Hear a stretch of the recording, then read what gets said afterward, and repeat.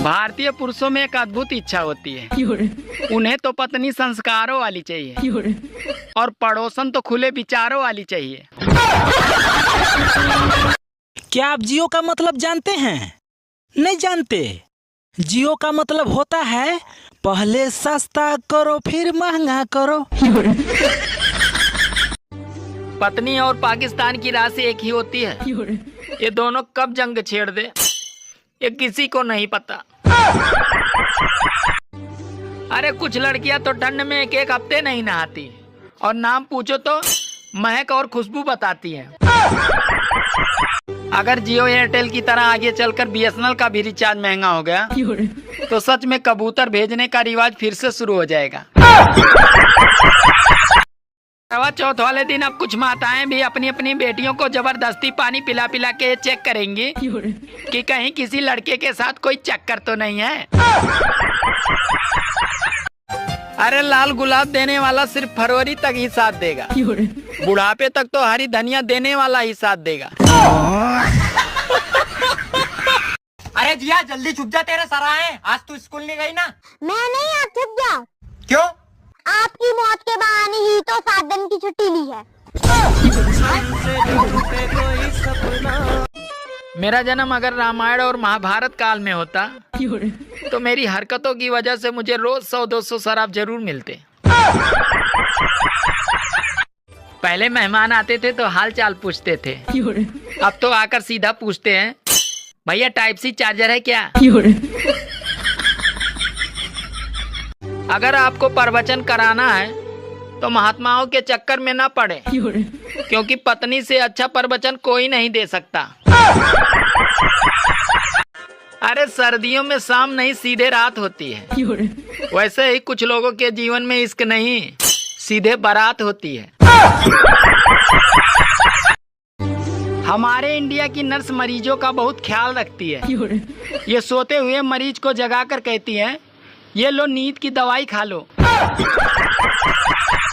आगरा में अंग्रेज ताजमहल देखकर खुश होते हैं और भारत वाले उनकी लुगाइयां देखकर खुश होते हैं। नवंबर दिसंबर में इतनी शादियां होती हैं, लगता है जैसे दूल्हा दुल्हन पर 50% डिस्काउंट चल रहा हो। जब कोई डॉक्टर चाय और चावल छोड़ने को कहता है तो हमारे इंडिया के लोग चाय और चावल नहीं छोड़ते हैं, बल्कि डॉक्टर को ही छोड़ देते हैं। लगता है भगवान ने भी जियो का सिम ले लिया है, रोज 2 GB डाटा बरस रहे हैं, वो भी 5G की स्पीड में। लड़कियां अच्छे पति के लिए 16 सोमवार के व्रत रखती हैं, पर उनके पति को देखकर ऐसा लगता है कि जैसे शिवजी 16 के 16 सोमवार छुट्टी पे थे। अच्छा, हम भारतीयों का मूड ही ऐसा है, अगर ब्लड टेस्ट की रिपोर्ट नॉर्मल आ जाए तो लगता है पैसा बर्बाद हो गया।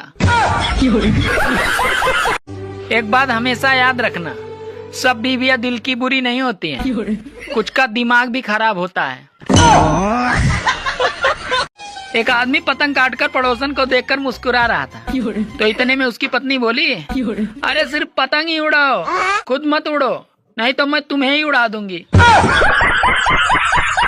मैं छत पे चढ़ा पतंग उड़ाने के बहाने और पड़ोसन आई कपड़े सुखाने के बहाने। ये देखकर बीबी डंडा लेकर आई बंदर भगाने के बहाने। आजकल धूप तो ऐसे दिखती है जैसे नई नवेली दुल्हन का मुंह दिखती है। अगर आपको प्रवचन कराना है तो महात्माओं के चक्कर में ना पड़े, क्योंकि पत्नी से अच्छा प्रवचन कोई नहीं दे सकता।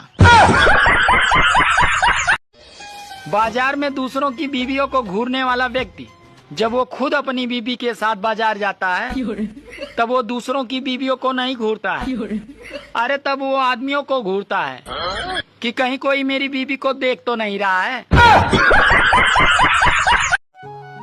पहले माँ बाप से बच्चे डरते थे और अब माँ बाप बच्चों से डरते हैं।